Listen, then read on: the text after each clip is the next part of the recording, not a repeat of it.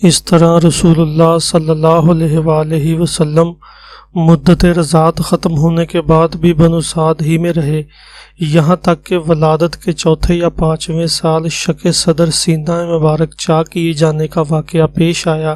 اس کی تفصیل حضرت انس رضی اللہ عنہ سے صحیح مسلم میں مروی ہے کہ رسول اللہ صلی اللہ علیہ وآلہ وسلم کے پاس حضرت جبرائیل علیہ السلام تشریف لائے۔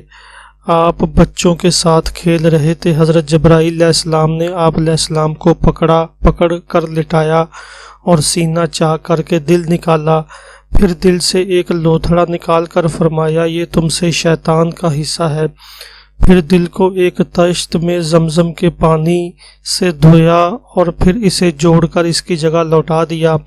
ادھر بچے دوڑ کر آپ علیہ السلام کی ماں یعنی دائیا کے پاس پہنچے اور کہنے لگے محمد صلی اللہ علیہ وسلم قتل کر دیا گیا۔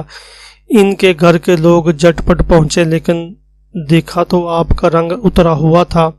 اس واقعہ کے بعد حضرت حلیمہ رضی اللہ عنہا کو خطرہ محسوس ہوا اور انہوں نے آپ علیہ السلام کو آپ علیہ السلام کی ماں کے حوالے کر دیا۔ چنانچہ آپ 6 سال کی عمر تک والدہ ہی کی آغوش میں رہے۔ ادھر حضرت آمنہ کا ارادہ ہوا کہ وہ اپنے متوفی شوہر کی یاد وفا میں یثرب جا کر ان کی قبر کی زیارت کریں۔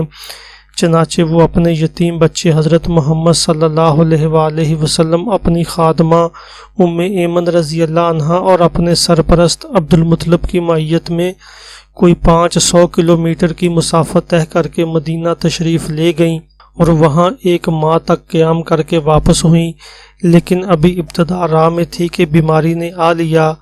پھر یہ بیماری شدت اختیار کرتی گئی، یہاں تک کہ مکہ اور مدینہ کے درمیان مقام ابوا میں پہنچ کر رحلت کر گئیں۔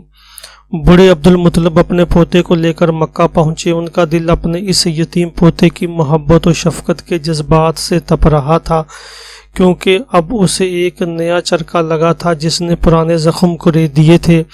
عبد المطلب کے جذبات میں پوتے کے لیے ایسی رقت تھی کہ ان کی اپنی صلبی اولاد میں سے بھی کسی کے لیے ایسی رقت نہ تھی۔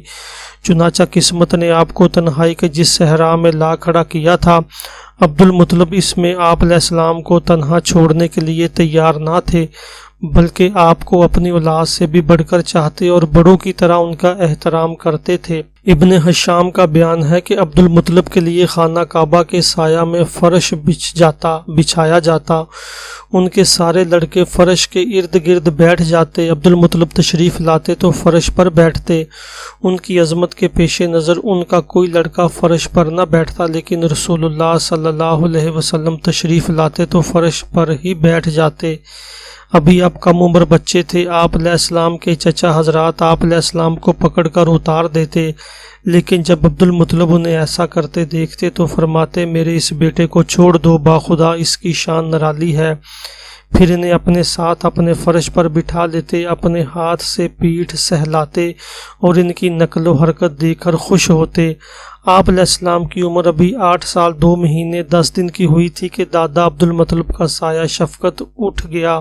ان کا انتقال مکہ میں ہوا اور وہ وفات سے پہلے آپ علیہ السلام کے چچا ابو طالب کو، جو آپ کے والد عبداللہ کے سگے بھائی تھے، آپ کی کفالت کی وصیت کر گئے تھے۔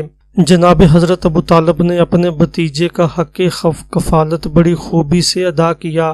آپ علیہ السلام کو اپنی اولاد میں شامل کیا، بلکہ ان سے بھی بڑھ کر مانا، مزید اعزاز و احترام سے نوازا، 40 سال سے زیادہ عرصہ تک قوت پہنچائی، اپنی حمایت کا سایہ دراز رکھا اور آپ علیہ السلام ہی کی بنیاد پر دوستی اور دشمنی کی۔ مزید ابن اساکر نے جلحہ بن عرفہ سے روایت کی ہے کہ میں مکہ آیا، لوگ قحط سے دوچار تھے۔ قریش نے کہا ابو طالب وادی قحط کا شکار ہے، بال بچے کال کی زد میں ہیں، چلیے بارش کی دعا کیجیے۔ جناب حضرت ابو طالب ایک بچہ ساتھ لے کر برآمد ہوئے۔ بچہ ابر آلود سورج معلوم ہوتا تھا، جس سے گنا بادل ابھی ابھی چھٹا ہو۔ اس کے ارد گرد اور بھی بچے تھے۔ جناب حضرت ابو طالب نے اس بچے کا ہاتھ پکڑ کر اس کی پیٹھ کعبہ کی دیوار سے ٹیک دی۔ بچے نے ان کی انگلی پکڑ رکھی تھی۔ اس وقت آسمان پر بادل کا ایک ٹکڑا نہ تھا، لیکن دیکھتے دیکھتے ادھر ادھر سے بادل کی آمد شروع ہو گئی اور ایسی دھواں دار بارش ہوئی کہ وادی میں سیلاب آ گیا اور شہر و بیابان شاداب ہو گئے۔ بعد میں ابو طالب نے اسی واقعہ کی طرف اشارہ کرتے ہوئے محمد علیہ السلام کی مداح میں کہا تھا، وہ خوبصورت ہیں، ان کے چہرے سے بارش کا فیضان طلب کیا جاتا ہے، یتیموں کے ماوا اور بیووں کے محافظ ہیں۔ بعض روایات کے مطابق جن کی اسنادی حیثیت مشکوک ہے، جب آپ کی عمر 12 برس اور ایک تفصیلی قول کے مطابق 12 برس 2 مہینے 10 دن کی ہو گئی تو جناب حضرت ابو طالب آپ علیہ السلام کو ساتھ لے کر تجارت کے لیے ملک شام کے سفر پر نکلے اور بصرہ پہنچے۔ بصرہ شام کا ایک مقام اور حواران کا مرکزی شہر ہے۔ اس وقت یہ جزیرۃ العرب کے رومی مقبوضات کا دارالحکومت تھا۔ اس شہر میں جرجیس نامی ایک راہب رہتا تھا جو بحیرہ کے لقب سے معروف تھا۔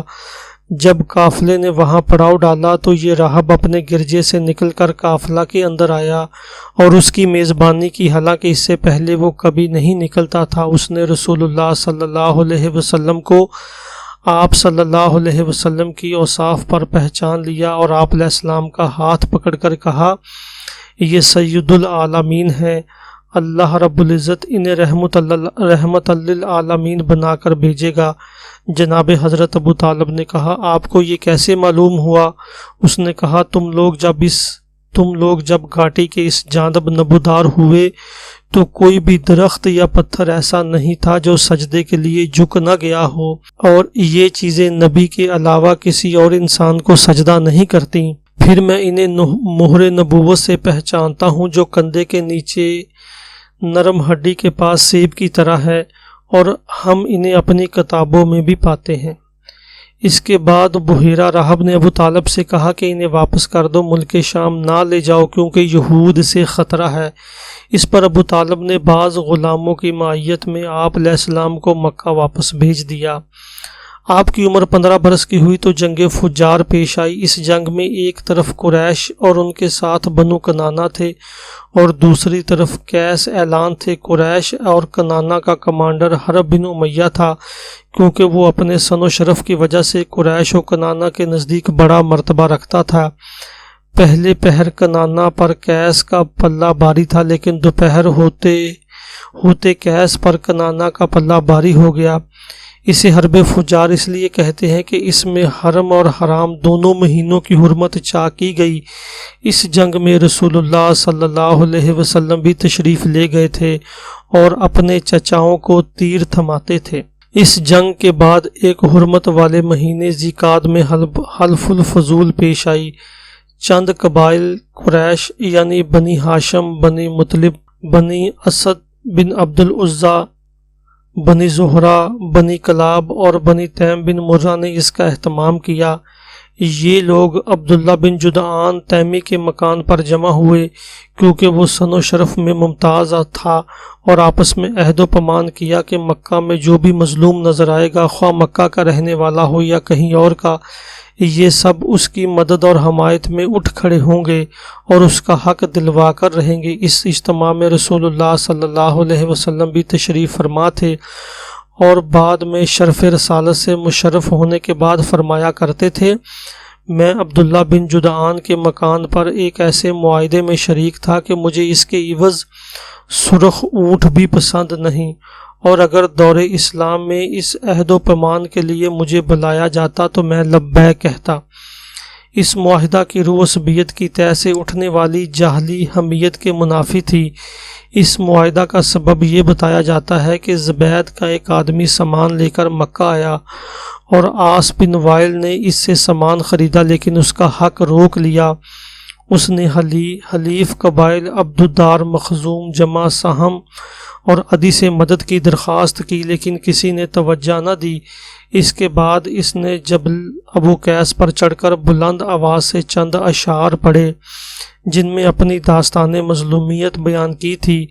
اس پر زبیر بن عبد المطلب نے دوڑ دھوپ کی اور کہا کہ یہ شخص بے یار و مددگار کیوں ہے؟ ان کی کوشش سے اوپر ذکر کیے ہوئے قبائل جمع ہو گئے، پہلے معاہدہ طے کیا، پھر عاص بن وائل سے اس زبیدی کا حق دلایا۔ شباب میں رسول اللہ صلی اللہ علیہ وسلم کا کوئی معین کام نہ تھا، البتہ یہ خبر متواتر ہے کہ آپ علیہ السلام بکریاں چراتے تھے۔ آپ علیہ السلام نے بنی سعد کی بکریاں چرائیں اور مکہ میں بھی اہل مکہ کی بکریاں چند قرات کے عوض چراتے رہے۔ 25 سال کی عمر ہوئی تو حضرت خدیجہ رضی اللہ عنہا کا مال لے کر تجارت کے لیے ملک شام تشریف لے گئے۔